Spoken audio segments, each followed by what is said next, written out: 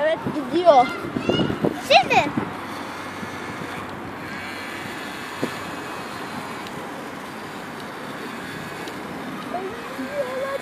Allah. Yön çevir. Yön çevir. Öyle. Evet. Vay be. Vay, bir tane yardım ediyor galiba.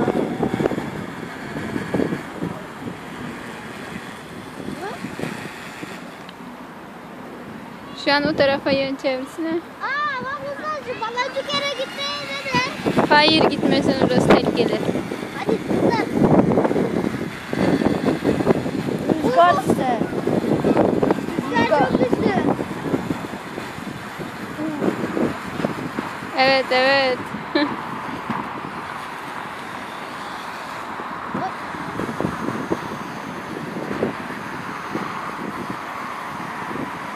Tamam. Hayır, bu pervaneyle önünü bu tarafa yapsana. Ha, güzel.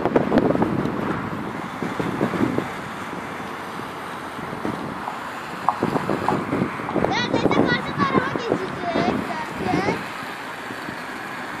Hadi.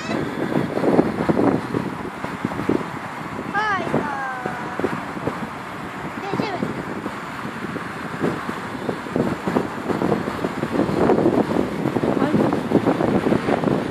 Ne oluyor? Rüzgar mı engelliyor? Rüzgar benim irtifamı kaybettim.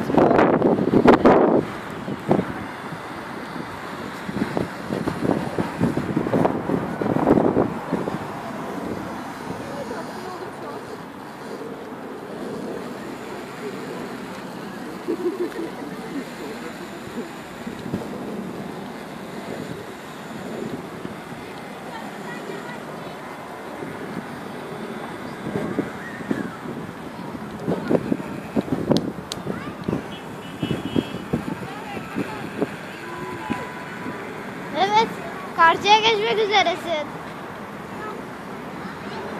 Oğlum, o tarafa gitsene, o tarafa. Gitmeye çalışıyorum. Hayır, bir pervanesini durdur o zaman. Gitmek üzere. Ama Tamam, geri getir, geri.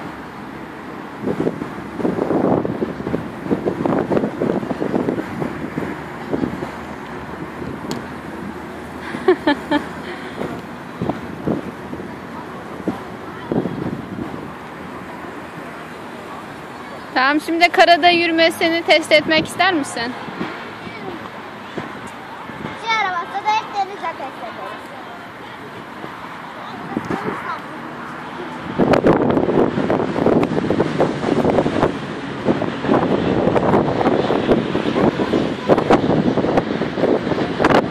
Çok rüzgar var oğlum. Çok rüzgar var.